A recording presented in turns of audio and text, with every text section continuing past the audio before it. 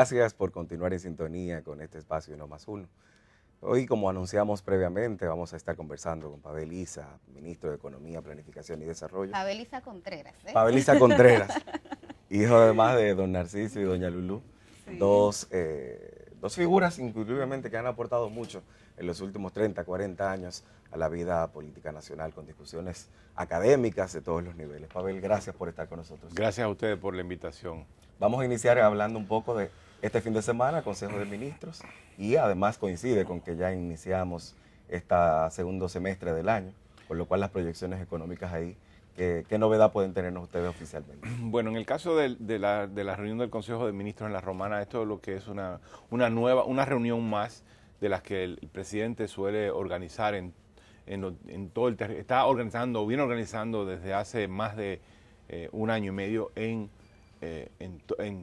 a todo lo largo del territorio nacional. Y el objetivo es territorializar las políticas públicas y las políticas sectoriales. ¿Y qué significa eso?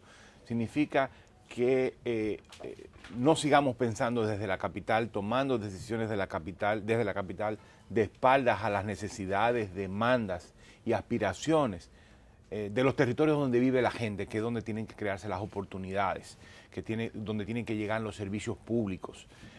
Entonces, yo creo que tener una reunión al más alto nivel del gobierno en un territorio, le está diciendo el territorio, ustedes son importantes, necesito escuchar de ustedes. Por supuesto que tiene que haber otro conjunto de instrumentos. El Ministerio de Economía tiene un conjunto de instrumentos. La ley habla no solo habla, sino que se está llevando a cabo la conformación de los consejos municipales de desarrollo, los consejos provinciales de desarrollo, eventualmente los consejos regionales de desarrollo. Los consejos municipales y provinciales tienen que preparar, con el acompañamiento del Ministerio de Economía, Planificación y Desarrollo, planes de desarrollo municipales, planes de desarrollo provincial. Estos consejos recogen las demandas y la idea es conectar estas demandas sentidas de la gente en los territorios con las sectoriales, con las diferentes entidades públicas que tienen que ver con salud, educación, infraestructura vial, vivienda, agua. Entonces, son espacios, digamos, de interacción, de intercambio, en donde la sociedad de la provincia puede ver qué el gobierno está pensando, cuáles son los planes, pero al mismo tiempo el gobierno puede escuchar, digamos, qué necesidades hay.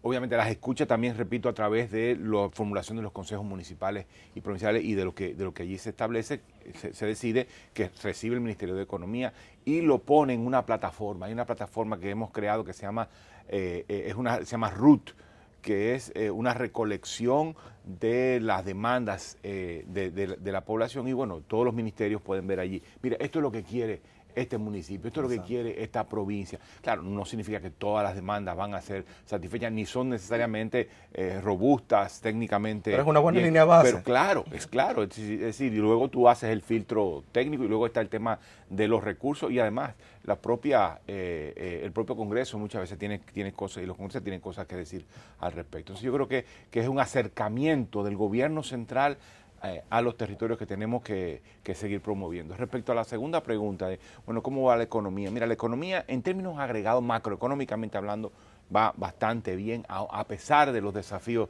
de un entorno internacional tremendamente incierto. La economía, hasta el momento, las proyecciones que ha hecho el gobierno y que publica el Ministerio de Economía apuntan a que el crecimiento va a ser de un 5%, lo cual es un crecimiento bastante bueno, muy cerca del promedio que ha tenido de crecimiento esta economía a lo largo de los últimos 50, 60 años, a pesar, repito, del contexto internacional desafiante, incierto. Yo creo que el principal problema, todos lo sabemos, que tenemos encima es el tema de la inflación. Exacto. No se trata de un episodio inflacionario como los que solíamos ver en los 70 y 80 en América Latina, de inflaciones de 30, 40, 50%. En la República Dominicana llegamos un año a tener 100% de inflación. Ustedes estaban muy jóvenes. Yo también estaba joven, pero un poco mayor que ustedes. Okay. Y vimos una inflación en 1990 de 100%. Si los precios se duplicaron de un año a otro, no hemos vuelto a ver una inflación de esa magnitud. Bueno, en la crisis de Baninter, en 2004 vimos una inflación de 40%, pero han sido episódicos, digamos. Eso, pero en América Latina sí vimos episodios de gran inflación. Esto no se trata de aquello, ¿no? Pero se trata de un aumento notable de la inflación respecto al pasado reciente. En el caso de la República Dominicana se duplicó la inflación, es decir, normalmente los precios crecen entre 3-4%, han venido creciendo en los últimos 10 años entre 3-4%, bueno, en esta ocasión estamos viendo inflación de 7, 8 y tirando hacia 9%. Pero en Estados Unidos la situación es mucho peor. La inflación normalmente es del 2% y se ha cuadruplicado hasta el 8%. O sea, tenemos una inflación similar a la de Estados Unidos. Y es una situación que es muy difícil controlar. O sea, como la mayor, no todo, pero una parte importante de las causas de la inflación son externas, no hay manera de que podamos controlar una economía pequeña que importa una parte muy importante de lo que consume o de lo que usa para producir. Entonces, lo que se ha hecho es aplicar subsidios, especialmente subsidios a los combustibles, y esto lo están empezando a hacer muchos países en el mundo. Estados Unidos ha propuesto, el presidente Biden ha propuesto un recorte, igual que lo que estamos haciendo aquí, un recorte impositivo para, digamos, que paliar un poco, que significa que el gobierno toma el golpe, o una parte del golpe, para que no llegue tanto a los consumidores. Entonces, eso ha hecho que la inflación sea menos intensa, no significa que la elimine, pero ha sido menos intensa de lo que hubiese sido en caso de que no se aplicaran estos subsidios. Este es el subsidio, digamos, más importante, pero hay muchos otros subsidios muy específicos que están también ayudando a contener la situación. Y desafortunadamente eso implica un costo para la sociedad en su conjunto, porque son recursos que digamos, son doble costo. Son recursos que se desvían desde inversiones productivas en infraestructura, en salud, educación, para poder quemar de alguna manera los motores. Pero esos motores son los que llevan los alimentos de los campos a las ciudades, son los que sirven para procesar, digamos, son los que motorizan la misma economía, claro, y las áreas productivas. Entonces es una decisión muy difícil, pero hay que hacerlo así. El otro costo es que, bueno, puede resultar en un mayor, eso lo veremos, dependerá de cómo termine siendo el presupuesto, la modificación presupuestaria que se someterá. La otra posibilidad es que parte de ese gasto sea financiado, digamos, implique mayor déficit y por tanto sea financiado con mayor déficit, que no lo paguemos, digamos, en términos financieros hoy, sino, digamos, más adelante. Endeudamiento. No tenemos ninguna otra opción, estamos atrapados. Y además, y ojalá hubiéramos tenido más recursos públicos, este país necesita, este Estado necesita mucho más recursos, pero estamos en una situación tan complicada que no es aconsejable empujar una reforma tributaria que eleve, en este momento, que eleve los recursos públicos y ponga al Estado en una mayor capacidad financiera para afrontar los desafíos del desarrollo. Has tocado muchos temas relevantes. Yo quisiera detenerme un poco en el tema de los subsidios. Efectivamente, cuando vemos la evaluación que hacen organismos internacionales, Banco Mundial, FMI, de la economía dominicana, reconocen que la política de subsidios ha jugado un rol importante. Sin embargo, aquí en Uno más Uno hemos tenido algunos economistas que se preguntan, bueno, ¿hasta cuándo va a ser posible que el gobierno siga asumiendo esos subsidios? Veíamos el Ministerio de Hacienda que hablaba de 35,000 millones de pesos en el primer semestre. Y lo segundo, una crítica a que por un lado son subsidios que no son focalizados, son generales, y el otro elemento que son subsidios más orientados al consumo que a la producción. Entonces me gustaría tener tu reacción sobre esto. Sí, mira, ciertamente estamos hablando de un monto de recursos muy significativo. Apunta, claro. Si seguimos en la tendencia que vamos a cerrar con un monto de... No sabemos cuánto va a terminar siendo, porque eso depende del precio del petróleo y es muy incierto ese precio. Hemos visto cómo ha venido declinando por el temor a la recesión y entonces las compras se ralentizan, el precio baja. Eso puede hacer que el subsidio termine siendo menor a lo que a lo que se proyecta, pero en este momento está apuntando a unos 35,000, 40,000 millones de pesos hacia final de año. Yo creo que el subsidio va a mantenerse, es una decisión del presidente y de las autoridades fiscales, aunque siempre en consulta por supuesto, con las entidades públicas relevantes como el Ministerio de Economía, pero yo pienso que el presidente lo va a mantener, el gobierno lo va a mantener mientras los precios extraordinariamente altos del petróleo se mantengan se mantengan en estos niveles. Yo no creo que vaya a haber cambio, por lo menos en el futuro previsible. El año que viene está tan lejos, cuando se habla de estas dinámicas, que es mejor no aventurarnos. No aventurarnos. Aunque debo decir que ya tenemos que estarnos preparando preparando el nuevo presupuesto. O sea, no solo estamos hablando de la modificación presupuestaria para lo que resta de año, sino y con el tema de el año que viene. De la focalización. Ahora, el tema de la focalización, mira, en principio es así. En principio, si tú subsidias los combustibles, incluso sueles, así, al consumo, lo que cuando tú solo miras el consumo, entonces, bueno, tú estás subsidiando a los que más consumen combustible. Y los que más consumen combustible suelen ser los sectores de mayor nivel de ingresos. Pero cuando tú consideras lo que no suele considerarse, que es el nivel de influencia que tienen los combustibles en todo el resto de los precios. Es un análisis mucho más delicado, mucho más fino para obtener una cifra. Pero no es fácil, no es difícil obtener la cifra de cuánto el subsidio está siendo capturado por los más ricos a nivel, por los sectores medios, por los sectores más bajos y los sectores más pobres. Pero cuando tú piensas, espérate, ¿y cuánto de este subsidio está siendo, digamos, aprovechado por la producción? Y luego esa producción es comprada en los mercados. ¿Y quién compra esos productos? Entonces la cosa cambia. Eso es un elemento muy importante. Cuando se habla de que el subsidio no es focalizado, no se está tomando en cuenta que los carburantes, los hidrocarburos, tienen una influencia en la estructura de costo en toda la economía. Se dispersa en toda la economía de manera muy intensa. Además, no todos los combustibles reciben el mismo subsidio. Yo no tengo las cifras actualizadas en este momento, pero en algún momento determinado yo recuerdo que el grueso del subsidio estaba siendo capturado por el GLP y el diésel, no por la gasolina. Entonces, cuando tú te consideras eso, entonces los beneficiarios de eso suelen ser la producción o los hogares y los hogares más pobres. Entonces, el panorama no es tan blanco y negro en términos de focalización, es más complejo. Y ya cuando tú tienes esa complejidad en términos de la influencia de los hidrocarburos en la estructura de costo de toda la economía, es muy difícil focalizar. Importante hablar del presupuesto que viene, no solamente de esta modificación presupuestaria, ¿no?, para poder cerrar este año, sino cuáles son las características del presupuesto que se estará construyendo de cara a 2023. Es un presupuesto restringido, va a ser un presupuesto restringido. Ya hay algunas cifras preliminares que el Ministerio de Hacienda ha compartido con algunas instancias, con los ministros. Estamos hablando, hay una situación, digamos, el desafío más importante que tiene el presupuesto del año que viene es, por un lado, el objetivo de mantener el déficit público en un nivel, y por lo tanto el endeudamiento, en un nivel que permita financiarlo a menor costo. Es decir, cuando tú dices, mi déficit, por ejemplo, va a ser del 5% del Producto Interno Bruto para el año que viene, los mercados se atemorizan un poco. Y te lo van a financiar, te van a prestar el dinero para que tú financies este déficit, pero lo hacen, te dicen, bueno, pero como es tan alto, parece que tú tienes un riesgo, te voy a cobrar más.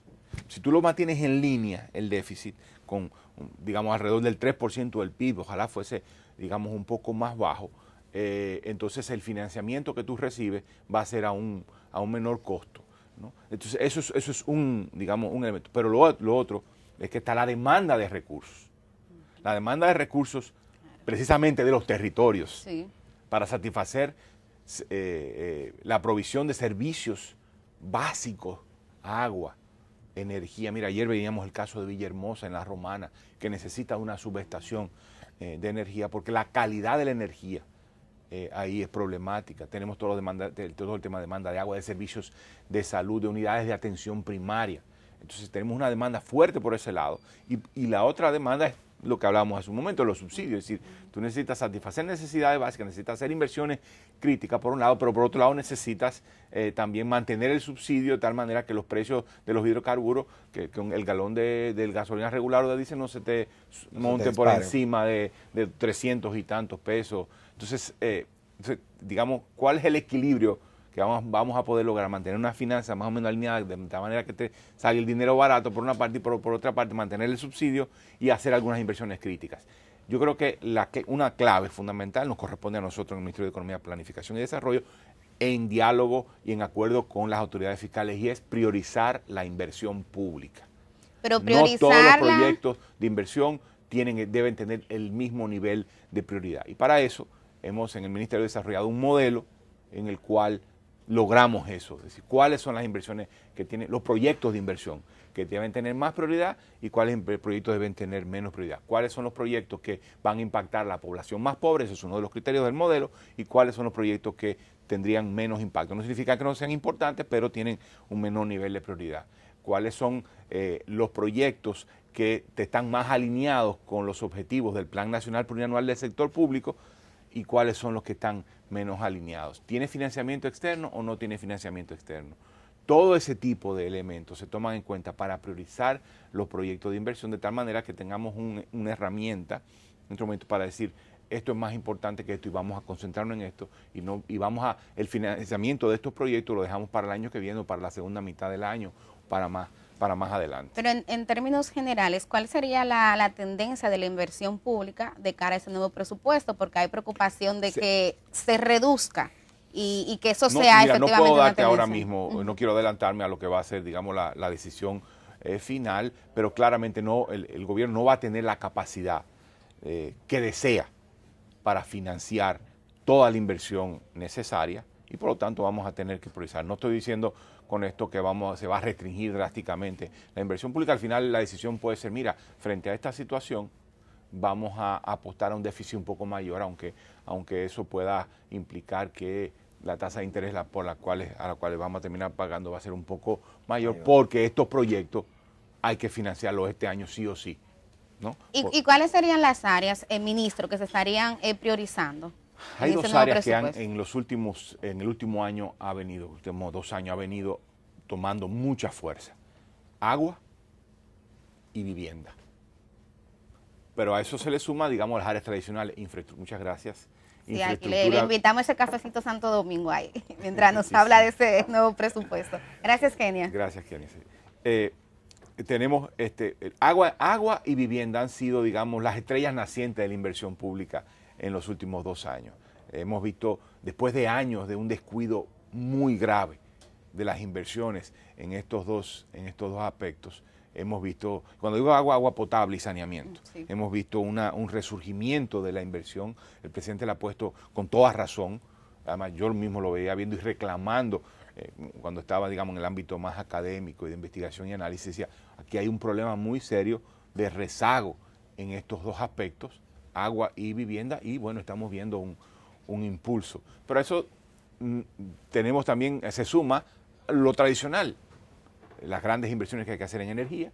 Pues tenemos pérdidas en el sector energético, en parte tienen que ver con unas inversiones insuficientes, particularmente en lo que tiene que ver con la distribución, pero además siempre la necesaria inversión en infraestructura vial para conectar a las comunidades y articular el país y articular, digamos, los mercados. Entonces yo diría que esas serían las 4 áreas más importantes.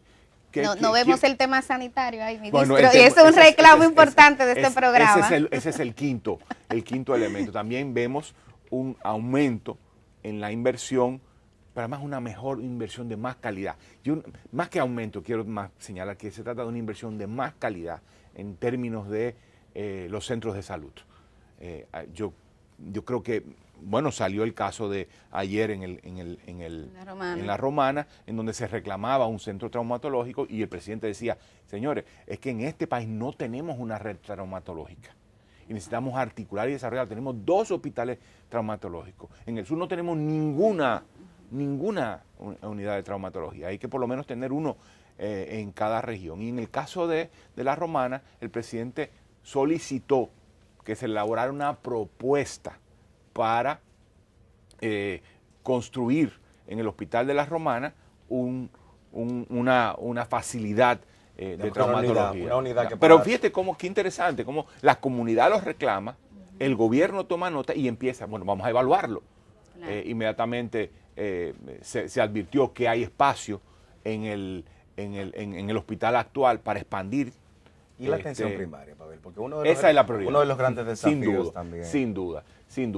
porque ¿cuál es la forma de descongestionar los hospitales de segundo y de tercer nivel? Una buena atención primaria. Y el ministro de Salud ha sido muy enfático en eso, lo que hay que ir de las palabras, de nuestras palabras y de las palabras de él a los hechos. Necesitamos mucho más unidades de atención primaria, necesitamos volcar el sistema de salud desde la atención del tercer nivel hacia la atención de primer y segundo nivel, sin lugar a dudas. Para eso necesitamos habilitar los hospitales de segundo nivel que no están habilitados, muchos de ellos no están habilitados, no tienen condiciones para ser habilitados, para que puedan recibir financiamiento de la Seguridad Social con mucho más efectividad. Ministro, el tema de la inflación definitivamente el principal desafío en materia económica, y lo quiero conectar con lo que ha estado pasando con los precios de la energía eléctrica. Ya lo decíamos en el segmento anterior, la gente se está quejando de que la factura le está llegando muy cara. ¿Podemos esperar algún cambio de política frente al precio de la energía eléctrica en los hogares y en los negocios? Mira, yo no voy a hablar por mis colegas del sector energético, pero yo creo que es un tema que tiene que considerarse. Efectivamente, la tarifa ha venido aumentando, es la forma en que la sociedad dominicana se puso de acuerdo para empezar a conjurar el déficit del sector energético. ¿Y por qué es importante conjurar ese déficit?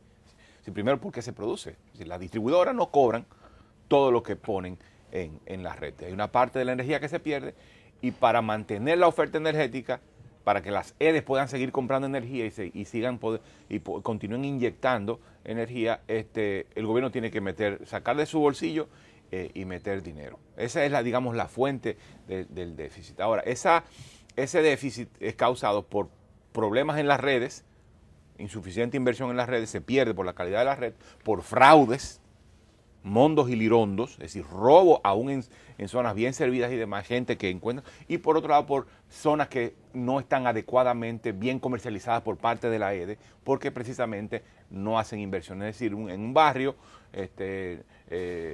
la EDE no ha hecho la inversión con los postes, los contadores y demás, y la gente sencillamente se engancha. Y la otra fuente de pérdida es el desalineamiento de los precios con los costos. Entonces, una forma que se encontró para empezar, para atacar uno de los 4 problemas que mencioné, uno solo, es el tema del precio. Entonces, subir el precio, ajustarlo a la realidad, ajustarlo a los costos, pero la decisión fue tomada en algún momento determinado y en donde estas condiciones de contexto no el momento económico se complicó. Y también yo la gente creo que se es dice, muy atendible la queja, o sea, mientras los precios en los supermercados te suben o en el colmado y al mismo tiempo la factura te sube.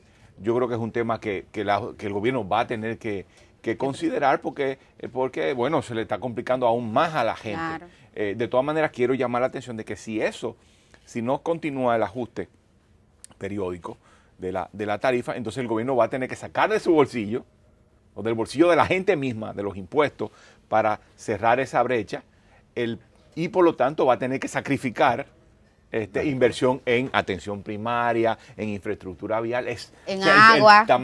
El tamaño del bizcocho es muy pequeño. Tú vas a tener que sacar de esas necesidades fundamentales para mantener al país medio prendido, como yo suelo decir. Es decir, para mantener la oferta energética en el nivel que está ahora, que debe andar por el 95, 96, 97%. A ver, el tiempo se acabó, pero solo 30 segundos, producción, para que nos cuentes esta nueva gestión tuya. ¿Cuáles van a ser los pilares principales? Mira, vamos a continuar el trabajo. Si nosotros sentamos por 2 años, por 1 año y medio, sentamos las bases de un nuevo Ministerio de Economía, los instrumentos estaban ahí, si la ley de planificación estaba ahí desde el año 2006, la ley del ministerio estaba ahí y nos daba un rol y nos da un rol muy importante para racionalizar la política pública, para ordenar la política pública, para priorizar los proyectos de inversión, para ordenar la cooperación internacional, para el territorio también. Todo el tema del ordenamiento territorial. Si no podemos seguir creciendo. Esta economía crece muchísimo, pero crece con un caos espacial y territorial tremendo para ordenar el territorio. Entonces, el tema de las ASFL también tenemos un rol importante en ordenar eso.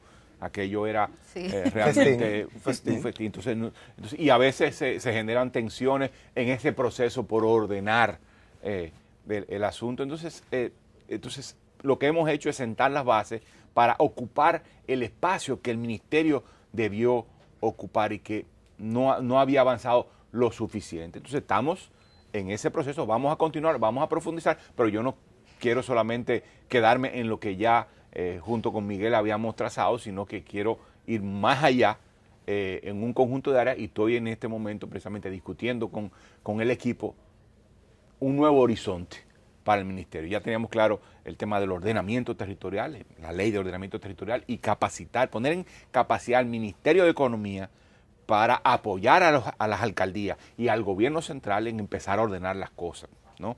Para poner un ejemplo. El tema del análisis. Si el Ministerio de Economía es un referente en términos de estudios, de análisis, bueno, ¿cuál va a ser el nuevo nivel? ¿Cuáles van a ser los nuevos estudios, los nuevos productos continuos que vamos a estar sacando para darle a la sociedad dominicana instrumentos para reflexionar, pensar, información robusta que permita formar opinión y tomar mejores decisiones? Entonces, hay nuevos horizontes. Bueno, gracias, Pavel, por esta concurrencia en esta mañana con la audiencia de 1+1. A ustedes invitarles también ahora que nos vayamos a una pausa, pero que no se muevan, porque al regreso tenemos la segunda entrevista. Vamos a hablar un poco sobre el tema dominico-haitiano, sobre el tema de la situación de violencia en Haití y sobre muchas informaciones que también surgieron este fin de semana. Quédese con nosotros. Gracias, Pavel. Gracias a ustedes.